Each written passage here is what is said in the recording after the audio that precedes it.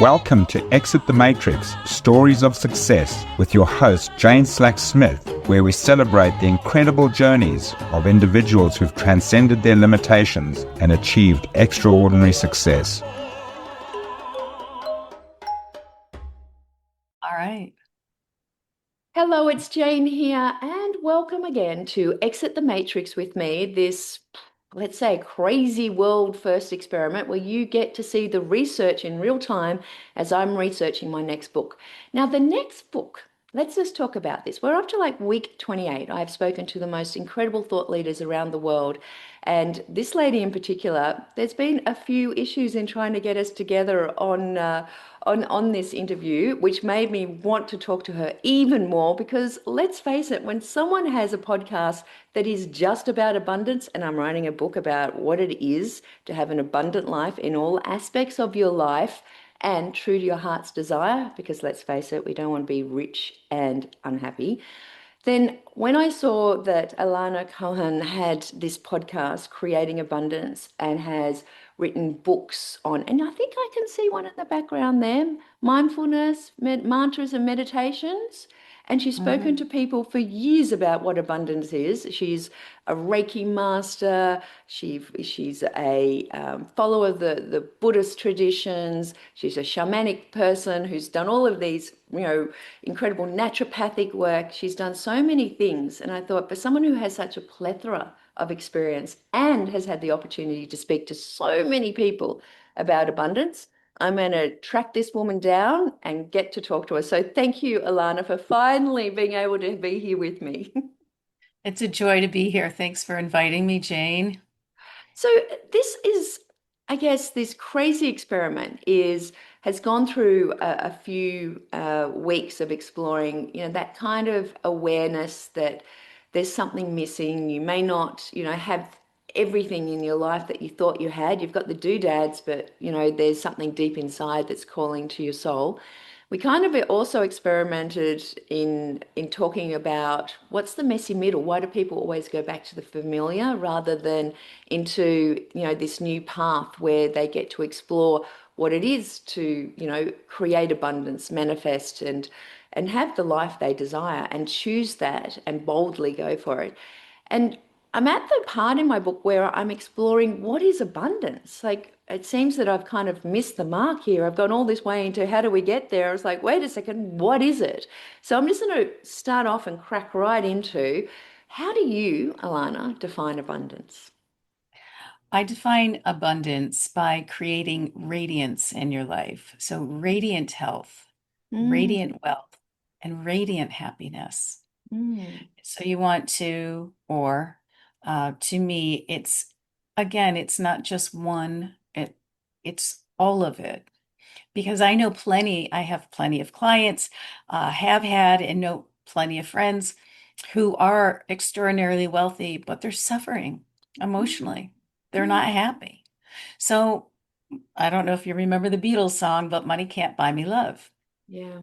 And so love is that inner peace, right? To be able to go into your heart center, right? So that energy center is right in the center of your chest, also known as a chakra. And that's where our deepest feelings of insecurity and love and compassion sit. And I think what happens is, especially as Westerners, I'm not sure, is Australia considered Western? I think It so. is. Okay. Sorry about that. I thought That's as okay. much, but Yeah. um, we're driven. We're very ambitious Mm, for monetary reasons and material wealth. And I have that. I've accomplished that, but it mhm. wasn't my sole goal. And I think it's so important to have that inner sense of peace, which is really your spiritual nature. Some people, most people I know believe in God or believe in a higher power, Mm, believe in their higher selves, the divine, the sacred. And when you're able to really embrace that in your life, in whichever way you were raised or you feel comfortable with, uh, that's what's going to crack open your heart to allow forgiveness and letting go of any of the trauma that you may or may not be aware of, Mm. because is what prov that is what is between you and your happiness more than anything. Accomplishments are great. I'm all about it. I believe that being goal oriented is wonderful, but I like to shift that word to intention setting so that it's not an unobtainable thing, but it's an intention you're setting, is saying, well, I'm not going to lose 20 pounds. I'm in the process of losing. I set my intention to consciously lose 20 pounds. Mm. And it's easy to think of something more concrete like that. But when we think about our happiness, even weight loss doesn't necessarily bring us permanent happiness. The happiness is really a feeling of belonging, I believe, Yep. of a sense of community and connection and being understood, being heard, and having people who accept you for who you are, not what you are. Oh my goodness, so many threads there. I just wanted to stop about 5 times ago. Let's go down this little rabbit hole. But I'm just going to your words resonate so deeply because there's a couple of things there that I've found in talking to people about this. I love the word radiance, and I want to explore what radiance is because we talk about abundance, but you can have an abundance of debt and an abundance of ill health. We're talking about positive abundance. So putting that radiance, in front of that and having radiant abundance of health and wealth and spirit and connections is important. The connections is also important because if we see ourselves as the divine, sacred creator of our own paths with our intentions that are directing them, how does that relationship with the connections of others? Like we're social creatures and we want belonging, we want connection. We don't want to be, outcast from the tribe.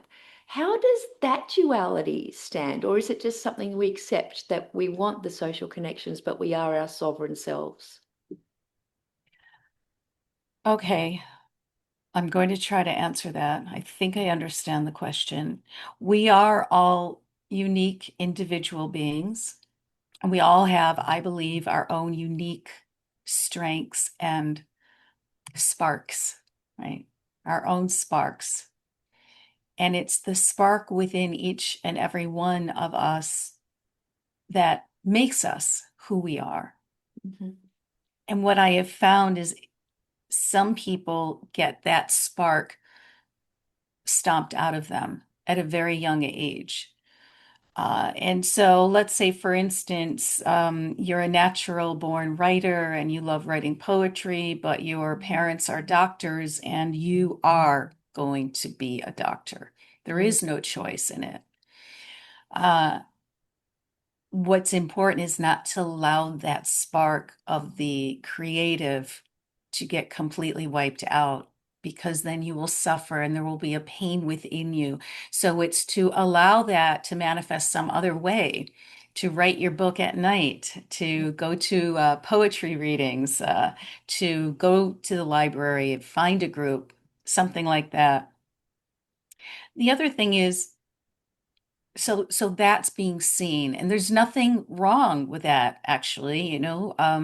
I think often our jobs, our career paths are a little bit off from what that spark is, but how do you use that spark? And maybe in the idea of the doctor, to be the more poetic one, to be the more sensitive doctor, to be him or herself, you Mm. know? And so I think that's really important, is to show up as you. You can conform into a role to a certain aspect, but you don't want to lose sight of yourself. Mm. Sometimes I say you want to dust off the guitar that's been sitting on the shelf. Uh, you don't want, you want to dust off whatever spark has been dampened inside of you so that you can be vibrant. And I believe that the more vibrant we are in this life, that we attract more vibrant people to us. And again, it's very intentional. Mm. So with that, I guess we know more from science now about how, as children, we orientate our beliefs of what we need to keep ourselves safe or belong or accepted or validated or secure or whatever those things are that we perpetuate into later life. And I'm interested in what you just said around the spark can get, drummed out of us. And maybe that's through, someone else's involvement, maybe it's through trauma, whatever that is. How do you reconnect to that spark? Like if it's there, like I imagine a lot of people have lost complete connection to the fact that there is a spark in them. They're just on that mouse wheel that, that's just going and going, and they're going to work and they're coming home and looking after the kids and doing whatever they have to do. Like, how do you find that? I love that question because that's what I'm all about. And the answer is one word: meditation. Wow. Okay. Take me through that. Okay, so I started meditating at a very young age. And I was describing this earlier to a client that meditation can be anything from kneeling in a church to prayer, to sitting and gazing out at a beautiful sunset. Mhm. It's about quieting your mind. It's about being fully in the present moment. And just as you said, our minds we live lives like a hamster wheel, right? We're on 24/7, always on the go. And that leaves little time to really see and feel and be present. But being present is the first step to meditation. And the simplest form of meditation is focusing on your breath. Um, Simply close your eyes and take a deep breath in and out. And if you do that 3 times, that's all it really takes to help get you centered and back into the present moment, to allow what has been referred to as the monkey mind to settle down, right? So to get off the hamster wheel. I like to use the word pause. Mm. So if the idea of meditation sounds terrible, think of it as pausing. And especially for those of you listening who are working and you're running from one meeting to the next, if you're literally feel yourself rushing, I'd like you to be aware of that and stop in your tracks. Stop. It doesn't matter if people have to walk around you, just stop, pause, take a breath, be aware of the hectic nature that is happening, and consciously slow it down. Mm. We're under this belief that um, productivity is all about accomplishing, accomplishing, accomplishing, getting things done, but at the expense of your health. And then eventually, if you're working with a company or an organization or your own business, and you overwork and overexert yourself, your health suffers, and then you can't work. Then Mm. you're out of commission. And so it's all relative, really. Much Mm. like the story of the hare and the tortoise, right? The tortoise and the hare. The tortoise is slow. The rabbit's like, I'm going to win this race because I'm so fast. And then he takes a detour and falls asleep, and the tortoise wins. So, sort of like So that. meditation, it's interesting, isn't it? Because in this consumer world, we're looking for the gadgets and we're looking for the hacks and we're looking for, the easy access, so and so bought this. I reckon if I buy this and I've got a, red light sauna, or I've got the latest supplement, or I'm on lion's mane, whatever it is, I'll be fixed. Where it comes down to something as simple that's free for everyone, which is pause, breathe, be present, reorientate, start again. Like it doesn't seem like rocket science, but we've overcomplicated things so much.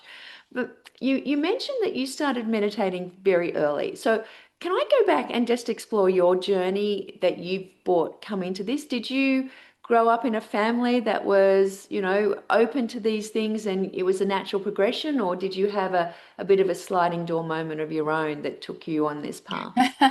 That's funny.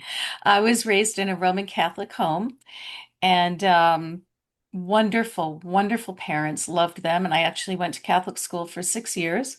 Hmm. And I always felt close to God. Right. I have to say that was a very natural thing. My mother was a scholar, and so no, the meditation was not anything that was introduced to me in my home. But as a teenager, I started reading books, and somehow the book of TM, Transcendental Meditation, made its way into my hands. And that was my first open introduction to meditating. And I found it was really easy for me. I'm a creative, I'm an artist, a singer, a musician, and it's just, and I think that those things do help one to meditate. Oh, yeah. Although I want to step back because Zen is its own practice, which is very different, it's very black and white. So it's not necessary. But for me, in my case, being creative, I think supports my meditation practice. And I do believe I'm naturally spiritually oriented. So I'm interested. I can meditate every day and read nothing but Thich Nhat Hanh and um, um, Deepak Chopra. And, I just love it. I love everything about holistic health, natural health, yoga, etc. So, um, so I went to Catholic school, and in high school, I also read some books about what they do to cattle on farms and decided to become vegetarian. And, my mother didn't know what to do with me. I wasn't going to eat meat anymore. Meditation, she didn't know what that was. So then I went off and I moved to New York with a degree in theater, and I sang in a band, and I became a member of the Holistic Learning Center, which at the time was in Soho. And it lasted many decades. It only recently closed. It closed during the pandemic. I don't know if it's reopened. But that's where I met all these gurus, and I was introduced to all kinds of Mm. Eastern philosophies, the whirling dervish. We had yogis come from India and from all over the world, really, musicians and doctors, Chinese doctors, and so I just found it always fascinating. And there I studied and practiced and studied and practiced. And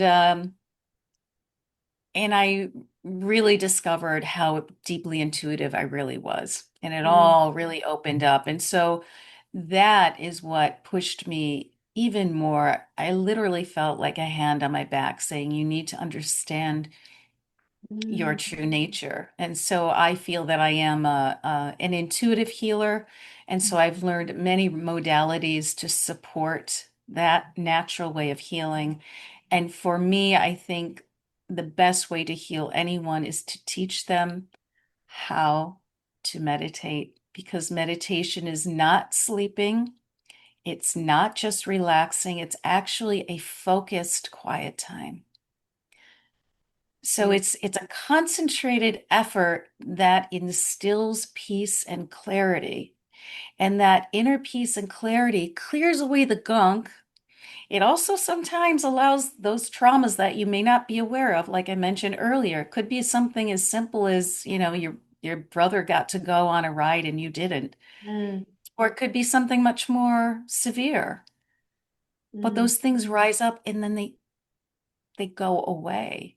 Mm. And that removes these internal blocks to your joy and happiness. And then you can ask yourself, am I happy with my finances? And if not, okay, let's shift that. Am Mm. I happy with my weight? Without beating yourself up.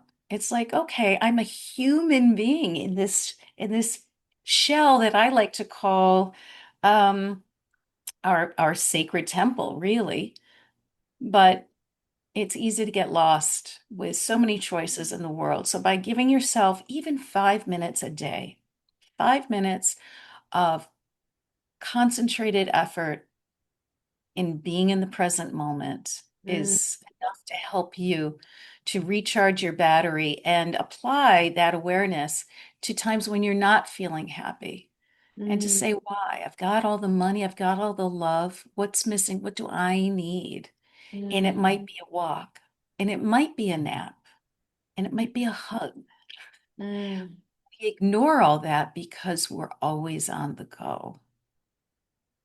You know what's so beautiful about that, and my observation, I've been a concentrated student of developing my intuition since about 2018 and pretty much stepped it up since 2020. And what you're saying there has resonates in such a powerful way because unless we're in the present and we have a mechanism to get into the present, we can't access our intuition or the clarity of the gut feel or the inner knowing or transmissions, whatever people want to call it. But unless you can have that quietness of the mind to really tap into with intention what is coming up, then you miss it because you're living in the future or you're living in the past, and it's just intuition doesn't exist in those places, right? Right. Absolutely. I love the story you've told. I grew up in a Catholic, no, I won't say Catholic family. I grew up with a Catholic mother and a Church of England father. And it was funny when they got married, we were just talking about this on the weekend. Um, they they covered the altar in black because my mother was marrying outside of the faith. Like Oh, it wow. was like, we're losing her to not a Catholic man. And my dad, very a farmer and very, uh, I don't know if there's even a definition of naturally spiritual, like, just Mhm. appreciation of the land and the animals and he had that spirituality and definitely, didn't stop or prevent our religious nature. We'd go off to mass and he wouldn't, and he'd come to midnight mass on Christmas and drink whiskey with the Irish priests, and they'd have a great old chinwag, and the priest would come for dinner, and so we had this beautiful relationship with the church. And when they were building the new church, my mother was very much involved in it. So as kids, we would play around in the church while they were building it. So it was just this place that was familiar and wasn't a dogma or a structure. We had these lovely relationships and having had 12 years of the Catholic Church. But my mother was very spiritual. And I remember in the 80s, like she'd used to say, come to the bottom of the garden, this is where the fairies are. And she'd read Eckhart Tolle. And we're just like, mum would be off on these things. And we're just like, whatever, mum. And so since we've kind of like, my sister and I have kind of experienced these things in the last 10, 20 years, she's like, you're catching up. That's good.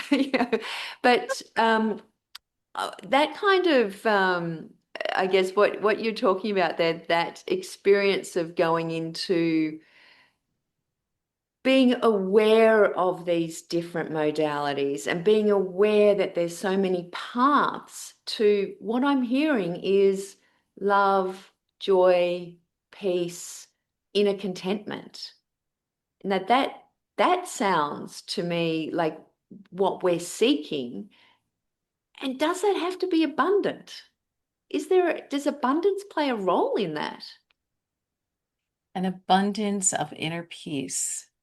Like when I'm I thinking about suppose. if we're on a human journey in this physical body, experiencing everything we experience to learn lessons or, you know, be heightened in our awareness of what the world is and who we are and our identity. And really, at the deep core in our heart center, what we're striving for is peace, love, joy. We've defined this almost capitalism of abundance, right? Of you need to have more excess. Um, it's not going to be in a glow, it's radiance. When you said that, I was like, I've never explored the fact that, the simplicity of the breath that brings you calm. Is it a simplicity of just being content? Like, do we need abundance? Well, that's a good question. Mm, What we need is food for our body mm, and food for our soul, mm, shelter, and the safety of, security. yeah. So, we're human beings, but I believe that we are also spiritual beings.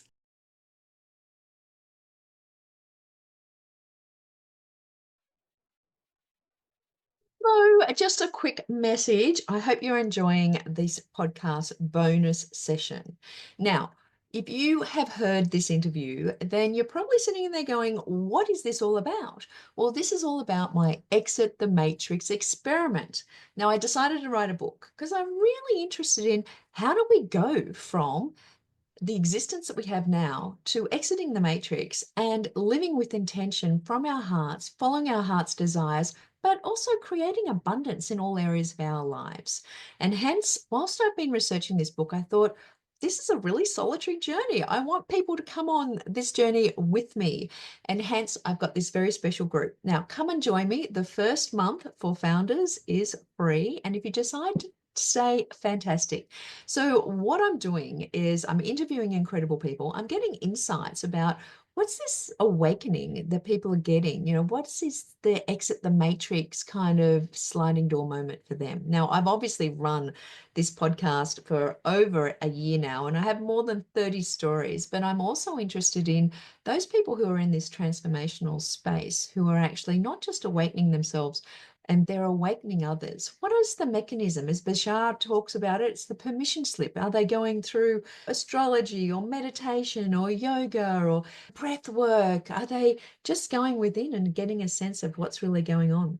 So that's what all the Exit the Matrix experience is about. I'm going to let you get back to the interview, but if you want to join me, go to exitthematrix.today/ETM with me, which stands for Exit the Matrix with me. So that's exitthematrix.today/ETM with me. Sign up. I'd love for you to come along. I'm creating courses. There's currently courses in there around 4D gratitude.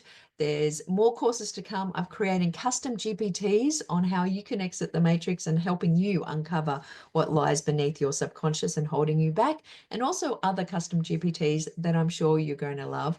And most of the speakers are actually really motivating me. So I'm creating courses, I'm creating ebooks, I'm creating experiments you can try, I'm creating tools that you can use, and I'm also writing a book. So at some stage, I'll get to writing the book. At this moment, it's just all about the research. And I hope you choose to join me because I'm really excited about this experiment. So I'll get back to the interview now. Enjoy yourself. And as always, here's to your success. And both need to be nurtured. So the physical being, I believe, needs to be nurtured in health, nourishing your health, your body by exercise and eating wisely, and by having a lovely home. It's a lot nicer to have money than not to have money. I've lived in both worlds, you know, but would I say one brings me joy over the other? No. Mm, What brings me joy is my state of mind. What mm, brings everyone joy is their state of mind. mm, And I think what that means is to be true to your nature, which goes back to allowing your spark to shine and loving that, because the spark is almost like your soul self, right? And so yeah. self-love is the core of peace. And as you love, not in love with yourself, not adoring yourself, but just simply loving as you would love a baby, Mm, a pet, then you're able to more easily love others and be lovable. mm. It's real acceptance, isn't it? It really is acceptance. Yeah. Of where you are in the present and that inner belief that it's all right just now. I mean, the perfect time in the perfect experience, and even if it's a challenge and there's some tension around the experience of being in the present, pause. And as David Ginn talks about in the Kabbalah, pause, what a gift. Where is the gift in the present? And even though there are potential challenges, there's an opportunity always to stop and consider where the abundance, the gift, the knowledge, the opportunity to learn or grow is. And yeah, that really resonates with me, because I think that a lot of times we do get caught up with, I want to create the beautiful home. I want to create, the wealth so I feel safe and secure. Or I want the house by the beach, or I want the international travel. But in reality, it's what those things give us. They give us opportunity to learn more about cultures and put ourselves out into something different, which I think the more I speak to people like yourself with theatre and music and singing and creative art, those people who have that creativity background, and also those that are, you know, intrepid travelers who are going into cultures, there must be, in my mind, or scientists or those on this exploration of something different. I'm going to try a different note. I'm going to try a different tune. I'm going to go to a different culture. That expansion of the brain and the new neuro connections or the new ways of thinking, I think is almost a an access way into this acceptance and into this living abundantly and radiantly, because we're growing, which is really, I think, what we're here for, this human nature experience. Is that something that resonates with you? Absolutely. Yeah. Um, I don't know where to go with this. I'm just thinking about these access points into becoming abundant. And I've spoken to a few people who've started in that artistic way, or I know them to be travelers and always trying to go to somewhere new. And it just Hmm. strikes me that if I was on this quest of going, okay, I want to define abundance. To find it for me is having something or feeling something or experiencing something. What are the steps that I do to get to that? And so I'm looking for the access points. And it just strikes me that a number of people I've spoken to have that creativity as an access point where they can be fully in the present, fully focused on something new and interesting. But also those who are traveling somewhere unusual, or those who are scientists or, finding and discovering something. I think there's something in that. That's what Yeah. I'm asking you. Okay. Well, I've actually have a course called Being in Balance, and it is step by step to create abundant health, wealth, and happiness. And I've turned that into a book that will be published soon Oh, through the good, Los good. Angeles Tribune. Yeah. So Let's it's talk about that. definitely, Yeah, what yeah, are the yeah. steps? So along your questions, the course itself is a 8 module course that gives you downloadable documents that you can follow and meditations and exercises that you can take to help you find, discover, and empower your soul purpose. So Mm, as you know what makes you tick, and you can do that every day, you will be so excited to get up, and you'll be tired, a good tired, and you'll be excited and a good excited. And when you get compensated for that, it's going to be so fulfilling and rewarding. It's interesting because it's goes back to the doctor who is a poet. I have um, a client who had given up her career path to take care of her children, and she was so depressed, so depressed. And so we worked together for a long time, but during the first year, she decided she wanted to go back to school and get graduate degrees. She's Her graduate degrees was a medical degree and a law degree, a little bit of a wow. type A personality, God bless her, but she, wanted to stay balanced throughout it. She didn't want to leave her children. She wanted to to still be there and raise her family and have a healthy marriage, but she didn't want to leave herself out. And so she now has what she calls her dream job. And she learned how to dance, something she always wanted to do, but never thought she could, and is competing nationally. So,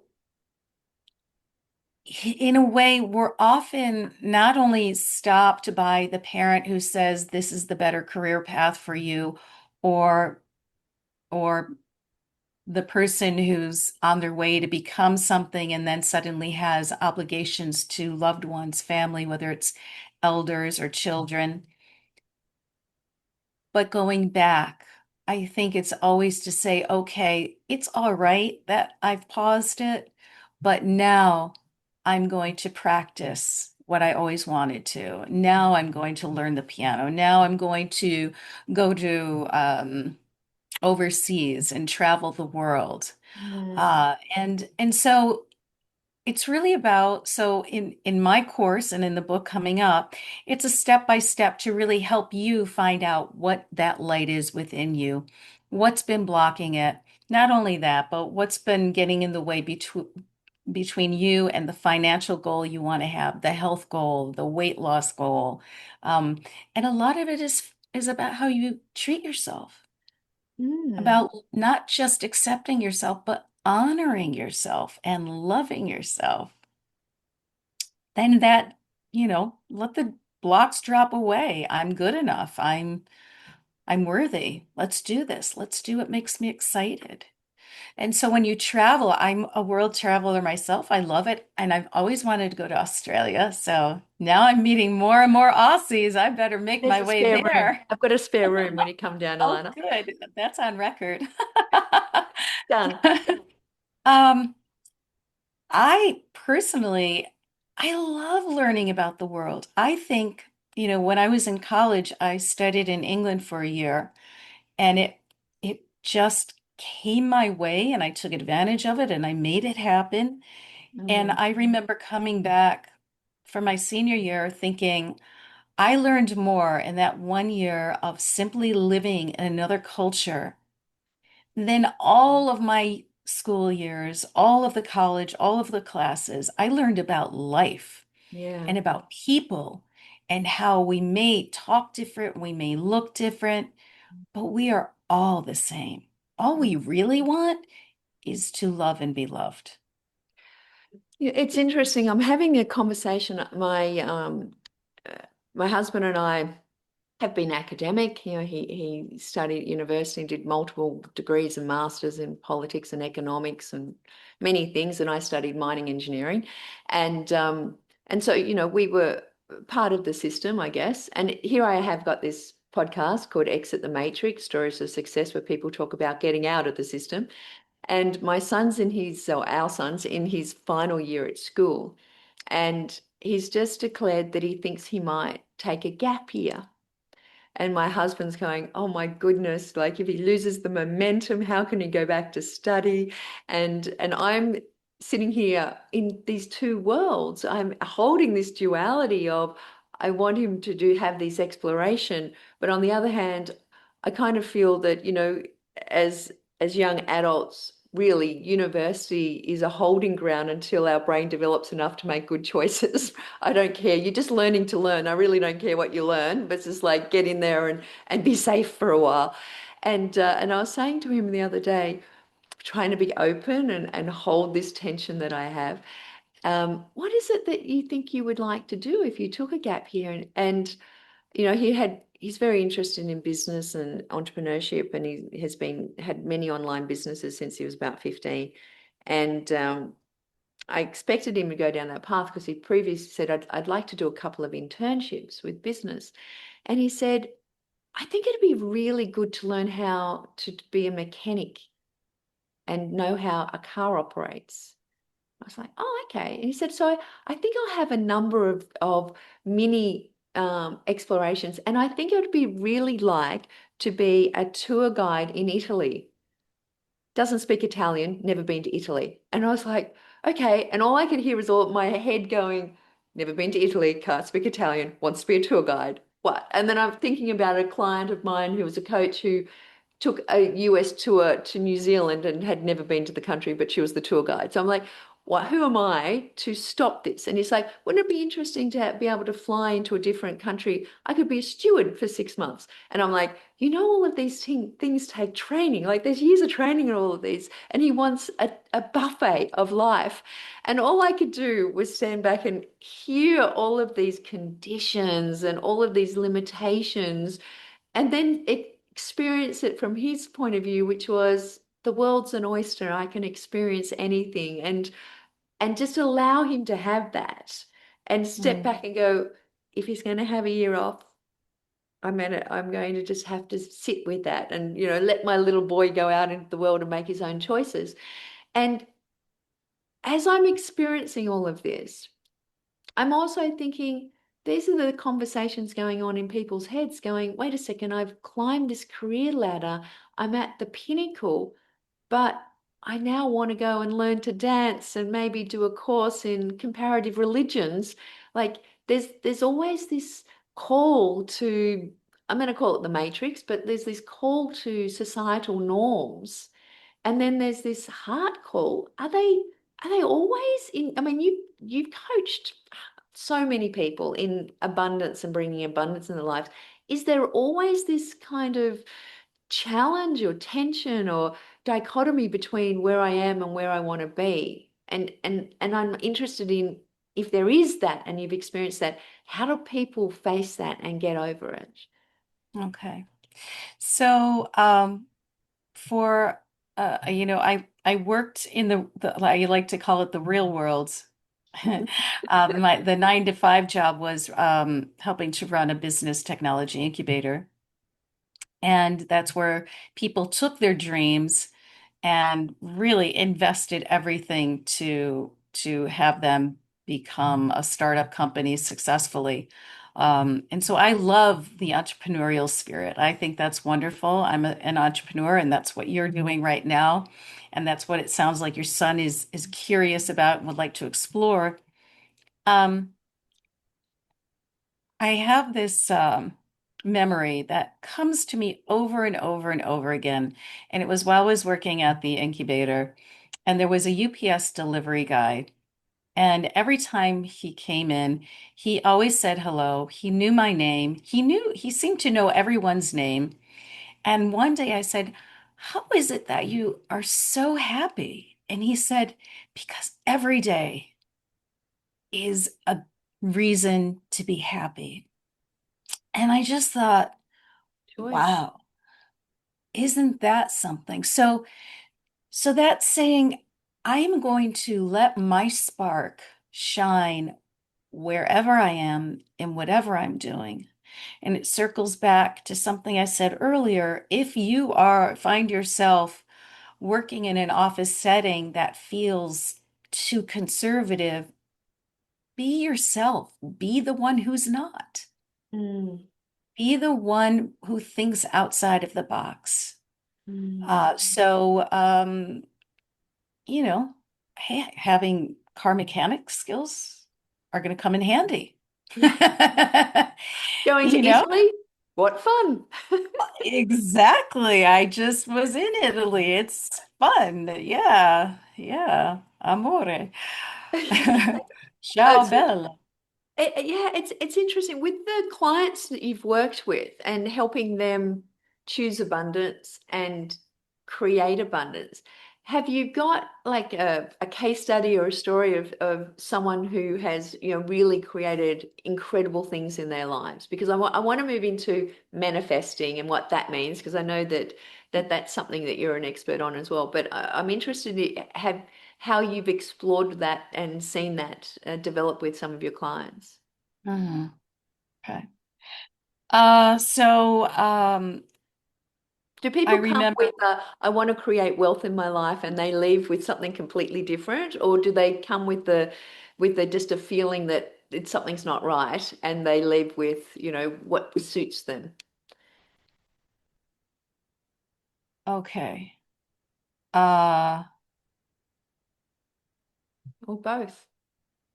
okay. So a few concepts are coming up. Uh, Briefly, I'll touch upon Kim, who came to me, and she was an engineer, a mechanical engineer, working in a male-dominated Mhm. Fortune 1000 company. And she was managing a group of 10, and she wanted to feel stronger in her voice without losing her feminine self. She Mm. wanted to be herself and be respected.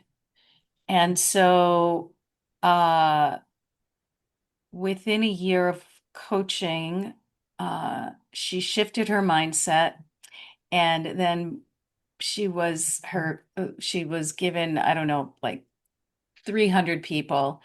And then a year later, she was leading 1,000 people. And today she's a director. And so she does what she loves, Mm. but now she really loves what she does because she's being recognized and she was stepped into her power. Um, so there was another woman who was burnt out from the rat race. Yeah. She had started out in the field with environmental, um, I don't know what the word is, Engineering. technology.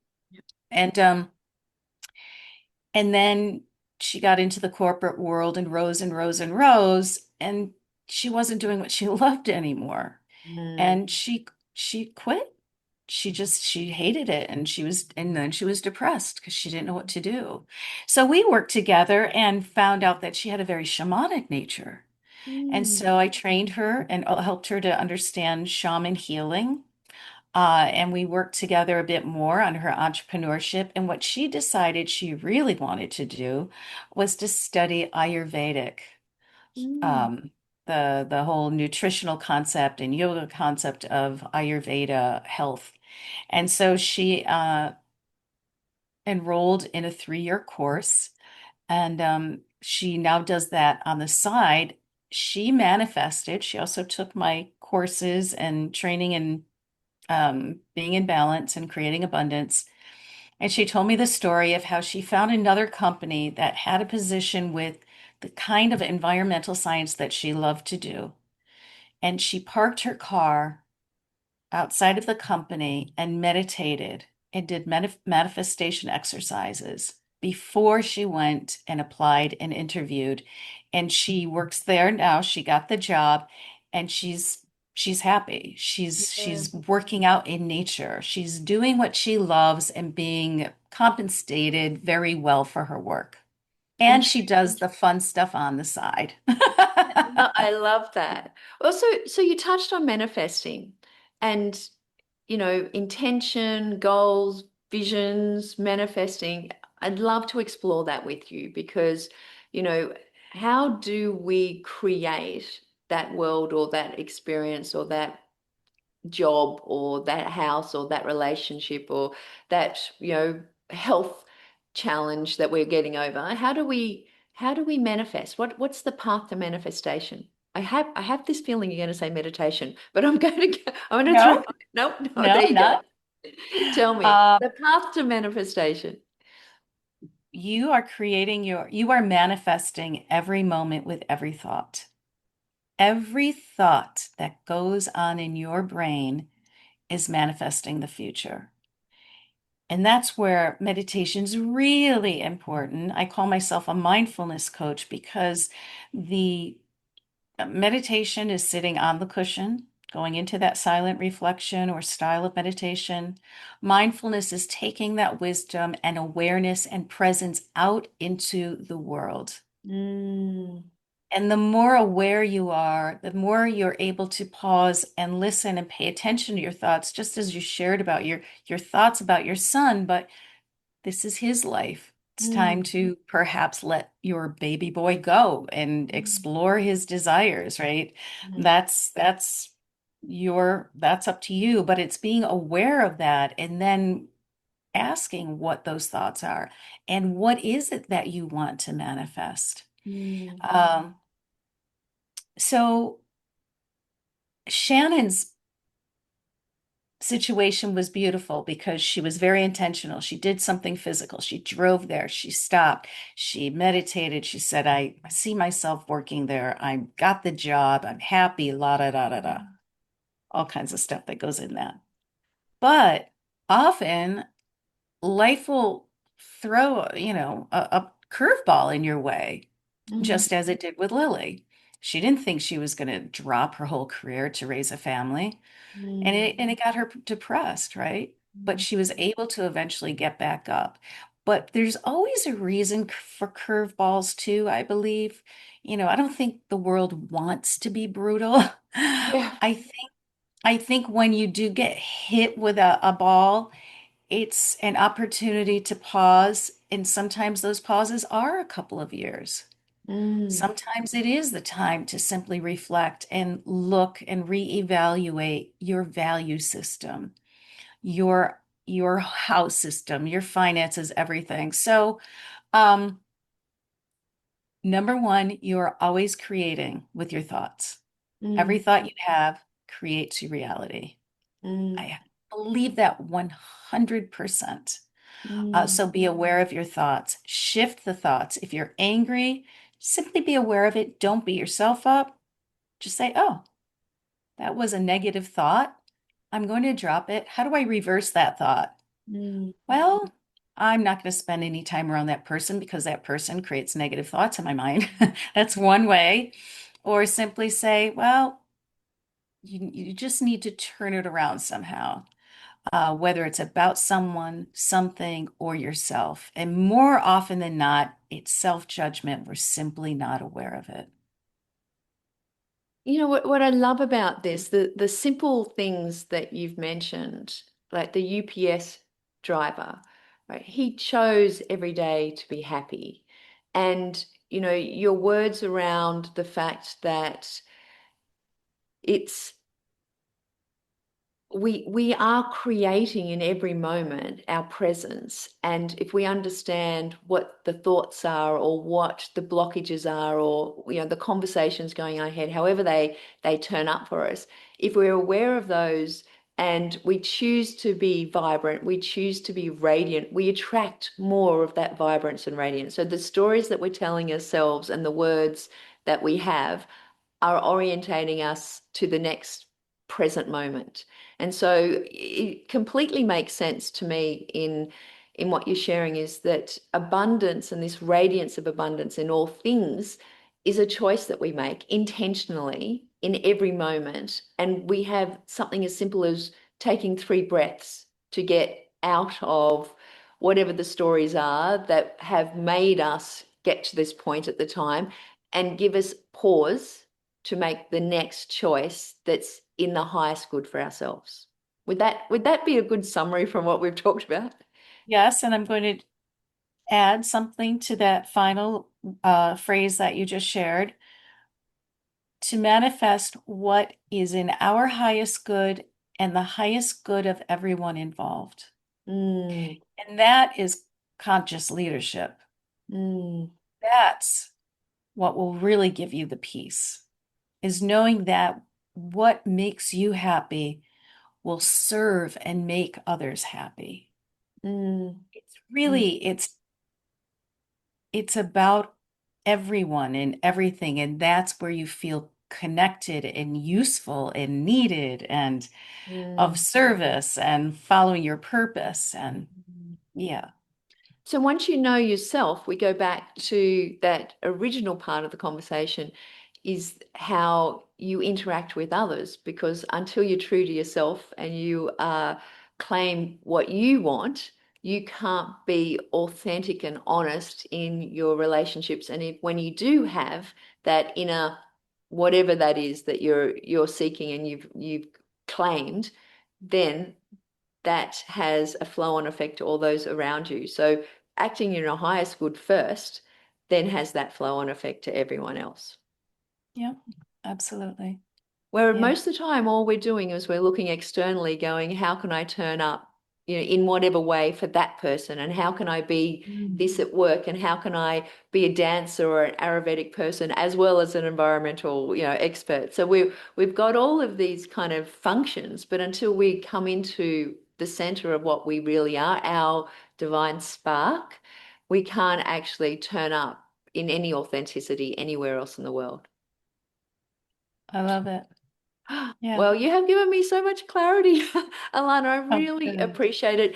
And people can contact you at alanacahoon.com. And, Yeah. obviously you've got courses, you've got the book, you've got a book coming out. So I can't wait to get into that as well. And the podcast, Creating Abundance. So there's so many ways that people can connect with you. But I really appreciate your thought leadership on this and your experience, because I think just the definition of having that radiance of abundance in all these aspects of life, and not sacrificing one for another, but choosing what you want. And it all comes down to you, and be it, you follow a path of Reiki or Buddhism or breathing or meditation or art or theatre, or, whatever your career path is, that's your path to achieving, that divinity of yourself, and claiming yourself, so you can then have what you want in the world, and have a bigger impact. So I really appreciate you giving me the time to interview you. Thank you so very much. Oh, it's been wonderful. We could go on forever. We could, and I think we may in the future. Thank you so much for being such a beautiful soul, and I appreciate, I knew intuitively I had to just keep stalking you and going, Alana, can we get on? I really need to talk to you. So I appreciate you putting up with my persistence. But I look forward to listening to more of your podcast as well. So thank you so very much. Thank you. And to everyone listening, as always, here's to your success. All the best.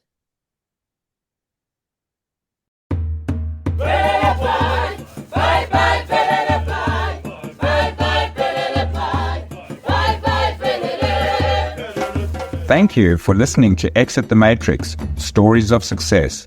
Make sure you subscribe to future episodes at www.exitthematrix.io. Until next time, here's to your success.